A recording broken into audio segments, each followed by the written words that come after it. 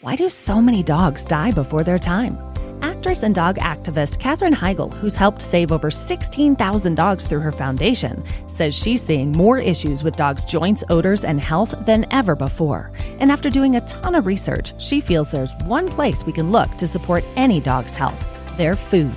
So she decided to create something she could actually feel good about feeding her dogs. Superfood Complete by Badlands Ranch is made with over 30 of the healthiest ingredients on the planet, including premium protein-packed beef, nutrient-dense organ meat, heart-healthy salmon, gut-healthy vegetables, and several superfoods vital to your dog's health. And because high-heat cooking can add unhealthy things to your dog's food, Superfood Complete uses air drying, so it gets cooked low and slow. This means it has the convenience of kibble, but the health benefits of whole foods. If you want your dog to experience all these incredible benefits, go to badlandsranch.com/save50 right now to get up to 50% off your order and a 90-day money-back guarantee. Again, that's BADLANDS ranch.com/save50 today. All dogs are unique. Your dog's results can and will vary.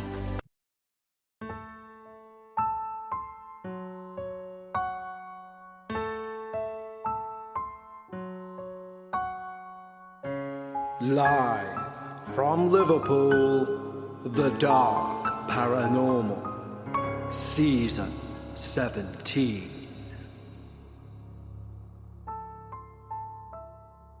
Hello everyone, and welcome back to The Dark Paranormal Season 17, Episode 8. Yes, only 2 more episodes before we finish Season 17, and then we look forward to Season 18 on Friday the 29th of November. And in case keeping up with dates is not your thing, simply subscribe to the show. It's surprising how many people don't do that, and yet they will listen every week. Hit subscribe wherever you listen to your shows, and it will automatically be there come that date. Now, today's experience has come in rather recently, but as you know, I do like to have the flexibility to move things around anytime during a season. But one thing I will say is it set us up perfectly for our remaining 2 episodes, because the following 2 episodes are linked. And that's all I'll say. It's not a part 1 and part 2, but they are linked. You see, you can imagine the number of emails and experiences that we get sent each week, let alone each season. And from those hundreds of emails, there's about maybe 12 where I've pushed to one side and I've asked for more information. Because the original email has been so intriguing, I'm hoping for that final piece to put it all together. And these final 2 episodes are a perfect example of that.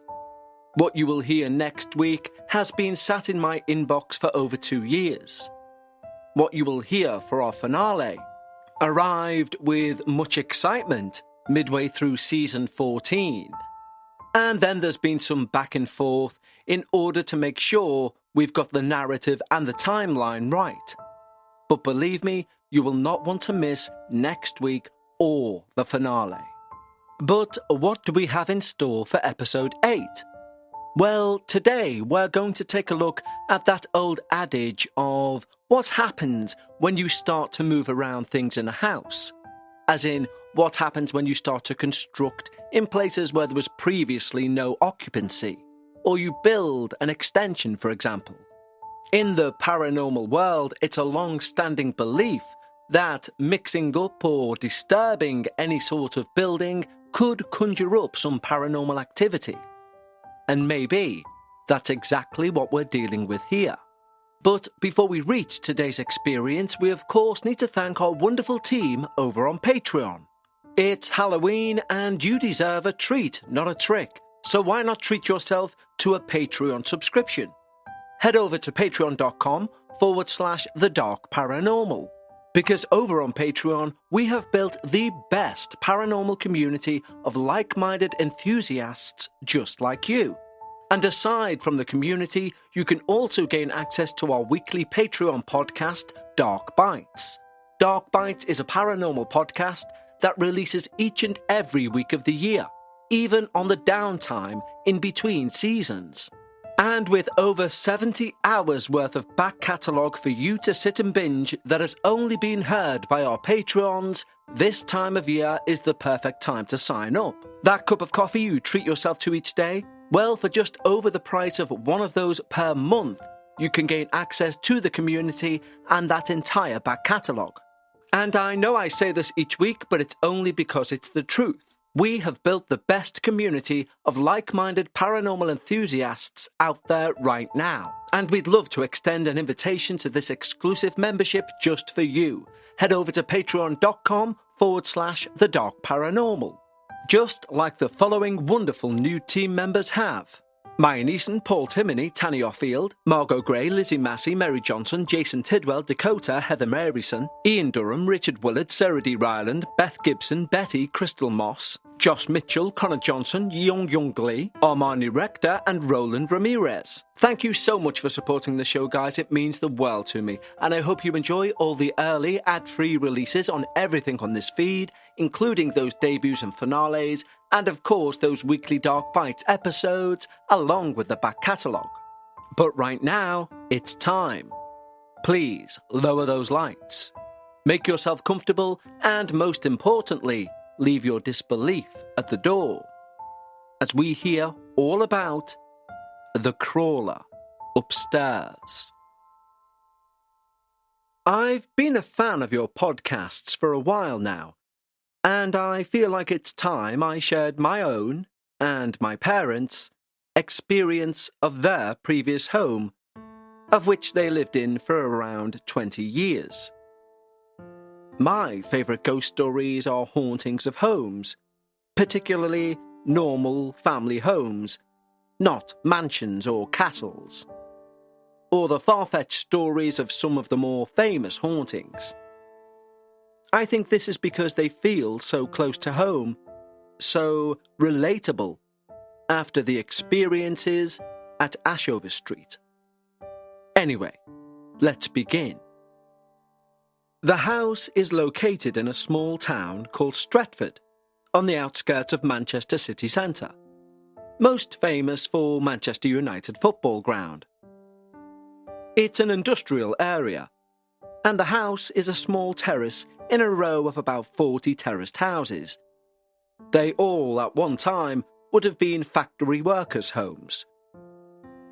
The strange happenings all began back when I was a young teen, probably around 13 years old.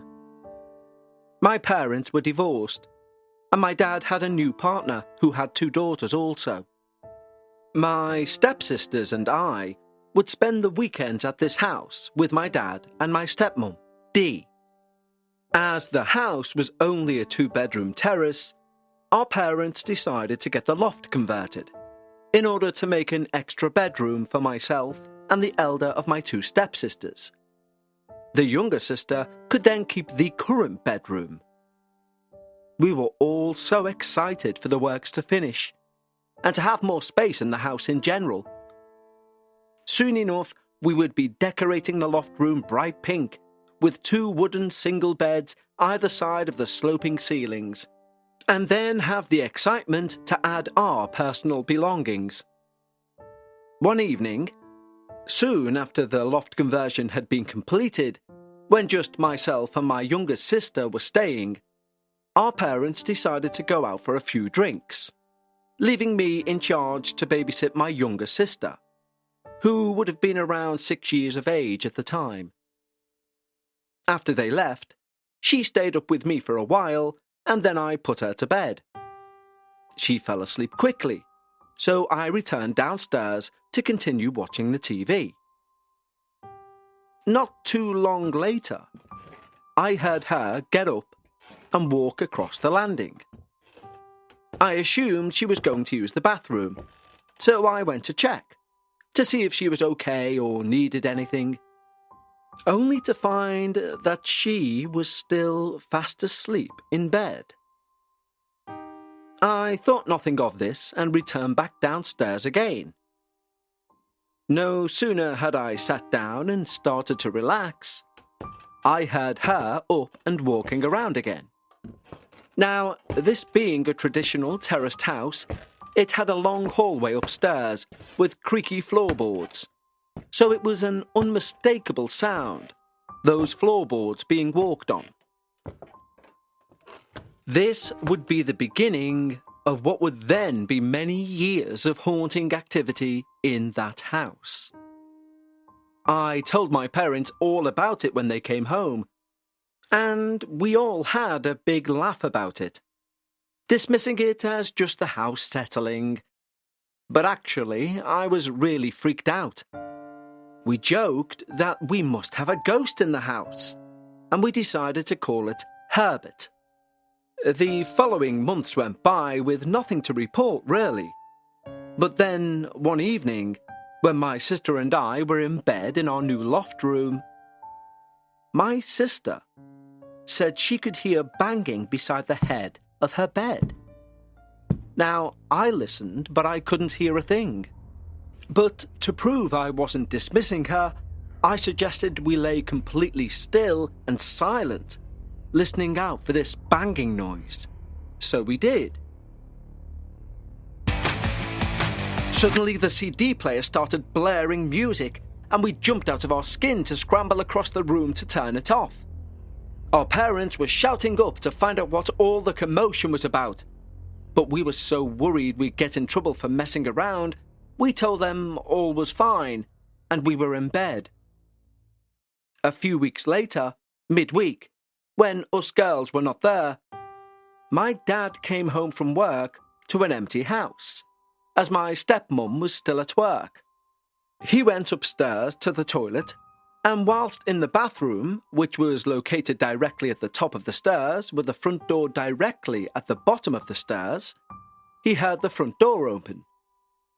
Thinking it was my stepmum coming home from work, he shouted to greet her, but received no reply. He finished up and came out of the bathroom, and when he looked downstairs, the front door was wide open. Why she left the front door open behind her, he thought. All of a sudden, the front door slammed shut. There was no one there to close it, so Dad defaulted to it being caused by the wind. But why was the front door open in the first place? He went through the house looking for my stepmum, but she was nowhere to be seen. Then, a few moments later, he heard her key in the front door, and in she came. "What are you doing home?" he asked her, perplexed. What do you mean? I've just got home." "So you didn't just come in a few minutes ago and leave the front door open?" "Well, no. Like I say, I've just got home." So somehow the door had opened itself, which wasn't possible. Someone must have opened it, and then closed itself. They kept on experiencing small events like this, and soon even they realised it wasn't normal. Something strange was going on in the house. One evening they went to bed, and they were both in the stage of sleep where your body is completely relaxed but you're semi-conscious, drifting off slowly. All of a sudden, at exactly the same time, they both sit bolt upright in bed because they'd both felt the same thing. Something or someone had just jumped on their bed. It was unmistakable. There was even a dent on the end of their bed between both of their feet, wherever whatever it was had landed. They described the feeling of it being like a cat jumping on the bed, but it was so sudden and heavy and aggressive that both of their subconscious reflexes had got them into the same state at the same time: awareness and readiness. After a few moments of trying to get their breath back, they looked at each other and realised this problem was now getting worse. They thought the best thing to do was to carry on with their life, try to not to let it scare them too much, and just hope it goes away. Wrong idea. A few nights later, they're back in bed and again trying to drift off to sleep. Nothing happened for a few nights, so they were feeling quite relaxed, and certainly not on high alert like they had been in the night following the last incident. My dad, who sleeps closest to the door, then noticed the bedroom door creak open ever so slightly. He didn't mention to Dee that this had happened. He just rolled onto his back and tried to ignore it. No harm in a door opening, right? That certainly could have just been a breeze. But then, they both heard the most disturbing movement, which started at the bedroom door and moved all the way along the side of the bedroom towards the end of their bed. This was the sound of movement, but it wasn't like someone walking. It sounded like someone crawling. If they didn't know any better, they would have believed a rather large baby was crawling across their carpet. Dee grabbed onto my dad and held on. They'd never heard anything like this before. What thing, what creature could possibly be making such a terrifying sound? They didn't have any pets. Us girls were not in the house, and they both heard it clear as day. And though they both didn't verbalize it, they both thought the same thing. This sound was something otherworldly. It was sinister. Literally a thing of nightmares. Today's episode is sponsored by Acorns. Acorns make it easy to start automatically saving and investing for you, for your kids, and your retirement. If you're anything like me, you would have believed you need a degree or you need some expert knowledge and a load of money before you invest, but it's just not true. You don't need a lot of money or expertise to invest with Acorns. In fact, you can get started with your spare change. Acorns recommends an expert-built portfolio that fits you and your money goals. They then automatically invest your money for you. And now Acorns is putting their money into your future. Open an Acorns Later IRA and get up to a 3% match on new contributions. And that's extra money for your retirement. Acorns has allowed me to look back at my past at times when I've thought, investment isn't for people like me. And although now I'm a huge fan of Acorns, I just wish they existed 25 years ago when I first started earning money. Because by having the wrong perception that investment isn't for people like me, I've not given my money the chance to grow. But that's something, even at this point in life, I'm going to make right. So why don't you head over to acorns.com/Dark Paranormal or download the Acorns app to start saving and investing for your future today. Paid non-client endorsements. Compensation provides incentive to positively promote Acorns. Investment involves risk. Acorns Advisors LLC, an SEC registered investment advisor. View important disclosures at acorns.com/Dark Paranormal. Spark something uncommon this holiday with just the right gift from Uncommon Goods. When Halloween comes around, you know the busy holiday season is upon us, and Uncommon Goods makes it less stressful with incredible hand-picked gifts for every last person on your list, all in one spot. Gifts that are so unique, you're basically buying a feeling with the gift. Would you like to give someone the gift of, they know me so well? The gift of, this is exactly what I want? Because if you do, then Uncommon Goods is for you. They scour the globe for original, handmade, absolutely remarkable items. I've personally ordered a beautiful looking hand-blown glass ball called a wishing ball. And the lucky person receiving that gift is the person that everyone finds difficult to buy for, but not at Uncommon Goods. And when you do shop at Uncommon Goods, not only do you support the artists and small independent businesses, but with every purchase you make at Uncommon Goods, they give back $1 to a non-profit partner of your choice. And they've already donated more than $3 million to date. To get 15% off your next gift, go to uncommongoods.com/Dark Paranormal. That's uncommongoods.com/Dark Paranormal for 15% off. Don't miss out on this limited time offer. Uncommon Goods. We're all out of the ordinary. Why do so many dogs die before their time? Actress and dog activist Katherine Heigl, who's helped save over 16,000 dogs through her foundation, says she's seeing more issues with dogs' joints, odors, and health than ever before. And after doing a ton of research, she feels there's one place we can look to support any dog's health: their food. So she decided to create something she could actually feel good about feeding her dogs. Superfood Complete by Badlands Ranch is made with over 30 of the healthiest ingredients on the planet, including premium protein-packed beef, nutrient-dense organ meat, heart-healthy salmon, gut-healthy vegetables, and several superfoods vital to your dog's health. And because high-heat cooking can add unhealthy things to your dog's food, Superfood Complete uses air drying, so it gets cooked low and slow. This means it has the convenience of kibble, but the health benefits of whole foods.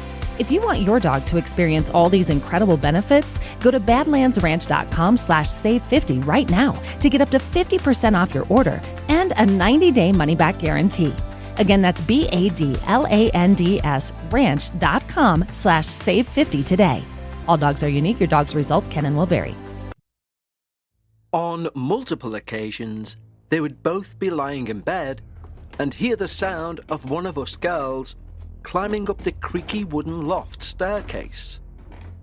If you've ever had the pull-down ladders to a loft, then you'll know the sound I'm talking about. The only thing is, none of us girls were home at that time. They were alone. This was a regular occurrence at night when they were in bed. "Oh, there goes Herbert again," they would say to each other. It also became a common occurrence to be sat watching TV downstairs and hear walking about above them on the landing. Again, over time, they learned to live with this. No figure would ever be seen. It was always just the noises of movement that they would hear. My dad is a painter and decorator, and this takes him on projects all across the country. So he would often work away for a good few nights or maybe weeks at a time. Therefore, this would often leave Dee alone with Herbert in the house. During the day, she was at work, so she didn't have to be alone in the house. But when it got to evening time and she was home alone, she was thoroughly freaked out. One night, she'd taken herself to bed early and was laying propped up on one side, reading her book. Slowly, she started feeling a weight on her side, pushing down onto her as if someone was leaning over to see what she was reading. Well, she completely froze. She didn't move an inch. The fright took over her body and wouldn't allow her to move. This wait lasted only a few seconds, but felt much, much longer. And then she felt it. Just as slowly as it all began, it gently lifted away from her. She didn't move all night. She lay there, still as a statue, unable to sleep after this bizarre experience, knowing that someone or something was in that room with her. She told my dad what had happened, and he'd had his own experience whilst working away that night. As a painter and decorator, he would often sleep in the empty buildings that he was working on, and this was the case that particular night. My dad and his colleague had finished up for the day on an empty shop that they were decorating ready for the new owners. They'd went out for dinner and headed back to the shop, set up their sleeping area upstairs in one of the offices. The shop itself was open plan downstairs, with a solid metal staircase which led up to a couple of office rooms. They'd gotten themselves comfortable in their sleeping bags, and all of a sudden, heard loud, extreme banging. Someone running full pelt up the metal staircase. Obviously, metal is very loud, therefore their first thought was someone had broken in and was running up to them. They froze, not uttering a single word to each other before the intruder would burst through the door of the office they were in. They waited and waited, but no one ever came. After a few moments of silence, my dad whispered, "Who was that?" His colleague didn't even reply. He was far too scared and, in truth, far too shocked to talk. He was afraid the intruder may still be lurking around. After a while, they both decided to get up and check the place out. But the entire premises were empty. Those stomping of boots against metal was a noise that no one could deny. And the fact they both heard it clear as day only solidified that something had indeed come up those very stairs. They never did get to the bottom of what had come up the stairs, and the following night, they both checked themselves into a bed and breakfast pub. They were far too scared to stay one more night. So, we need to ask the question, was it Herbert following him? And if so, seeing as Dee was also experiencing things back at home, did that mean there was more than one spirit in that house? Well, years passed, and the activity continued. I managed to get myself a work experience placement at a very famous animation studio, not too far from Dad's. I was at university studying animation by this point, and as I didn't drive at the time, I had to go and stay at Dad and Dee's for 2 whole weeks so I had easier access to the studio. My dad and Dee just so happened to be abroad in Turkey around the same time, so I would be in the house all alone for those 2 weeks. Needless to say, I was petrified to be there alone. To the point I wouldn't even go upstairs alone, at all. The activity only ever seemed to happen upstairs. Well, aside from the front door opening and slamming, that one time early on. Since then, everything seemed to be contained upstairs. I spent those 2 weeks sleeping on the sofa with a bucket in case I needed the toilet. Which I know sounds extreme, but in all honesty, I've never been so scared in all of my life. It wasn't even so much about the activity that I'd personally experienced, and I'd been told about by Dad and by Dee, but more so the feeling inside the house. It was this heavy feeling, oppressive, like still, thick air. Always feeling like something was about to happen. It feels really hard to try and explain, but I'm sure those who've been in a similar situation know exactly what I mean. I could not wait to get out of there, to be done with my placement. Even though it was a dream placement to work at this incredible place. For anyone interested, the placement was the same studios that produced The Nightmare Before Christmas and The Corpse Bride, as well as Pingu, Bob the Builder, and many more. But as a slight side note, I don't actually work in animation now. I've moved more towards fashion.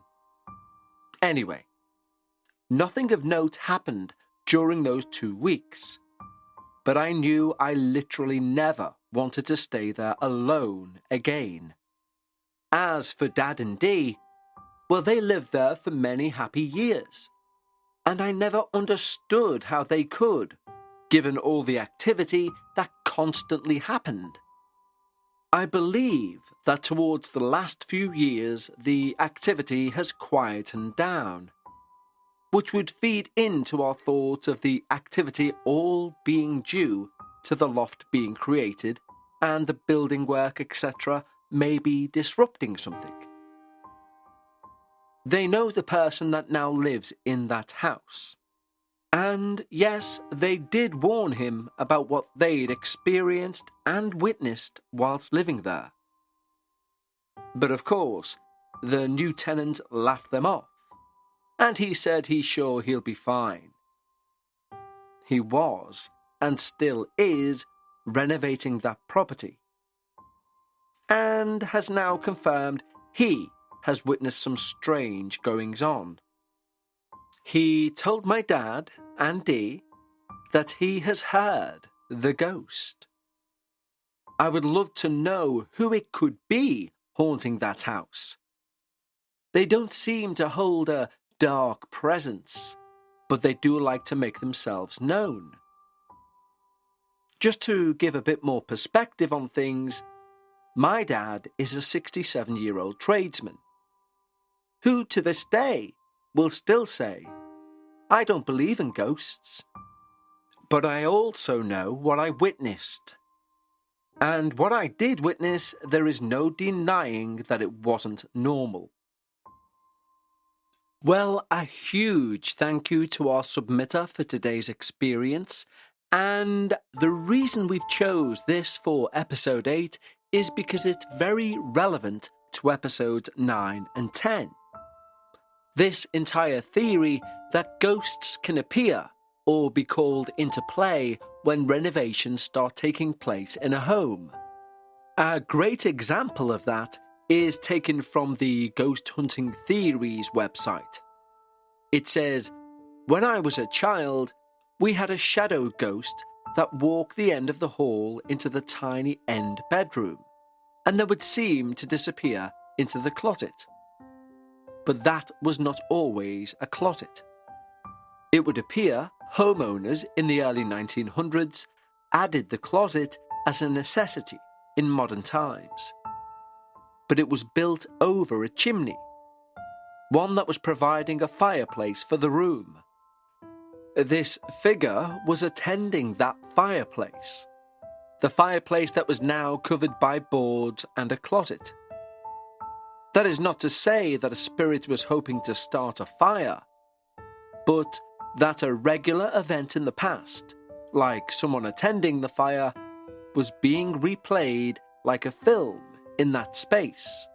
They go on to theorize that maybe an event can be held in a loop, nothing really ending.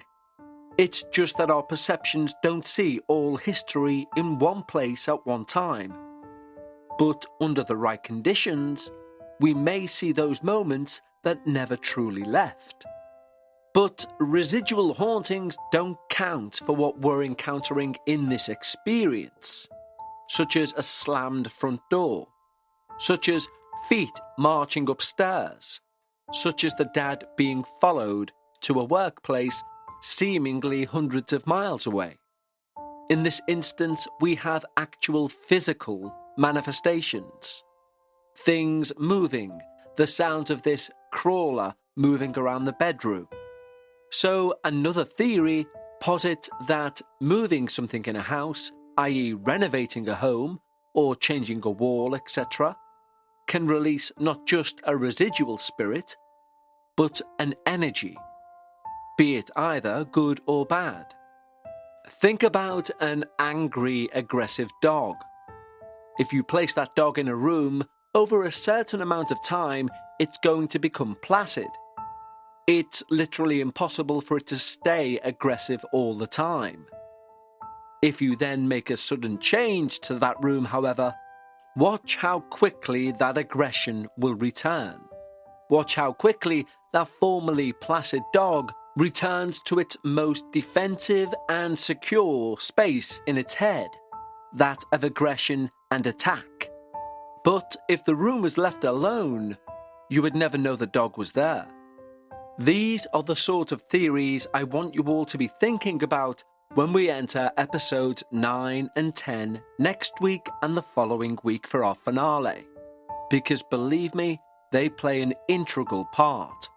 And not necessarily in the way you'll be thinking right now. Believe me, these are 2 episodes which are standalone episodes, but come together to create one hell of an experience. Don't forget, signing up to our Patreon will get you access to our finale earlier than everyone else, and also ad-free early access to everything on this feed, and also you can gain access to the entire back catalogue of Dark Bites and a new show every week. Simply head over to patreon.com/The Dark Paranormal. But that wraps things up for episode 8 of season 17. And until next time, remember, when you're discussing the paranormal, always try to keep some of your disbelief at the front door. And I'll see you next time, right here on the Dark Paranormal.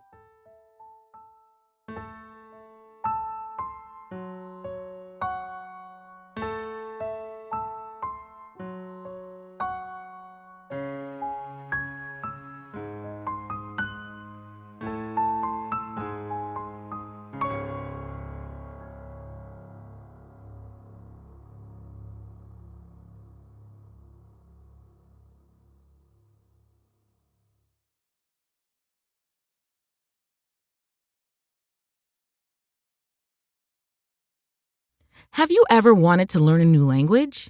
Maybe you were inspired by a recent international trip, became obsessed with a foreign film or TV show, wanted to communicate better with a loved one, or just felt like developing a new skill.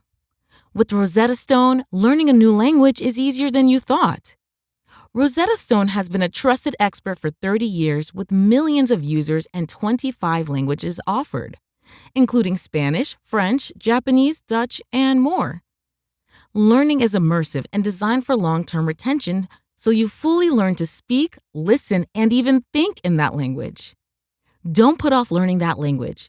There's no better time than right now to get started. Listeners can get Rosetta Stone's lifetime membership for 50% off. Visit rosettastone.com/today. That's 50% off unlimited access to 25 language courses for the rest of your life. Redeem your 50% off at rosettastone.com/today. The future of cool, comfortable sleep is here. Introducing the new Sleep Number Climate Cool Smart Bed. The only smart bed in the world that actively cools and effortlessly adjusts to both of you. Sleep up to 15 degrees cooler on each side. It actively cools to keep you cool and comfortable throughout the night. Save on smart beds now during our fall sale, exclusively at a Sleep Number store near you. Learn more at sleepnumber.com.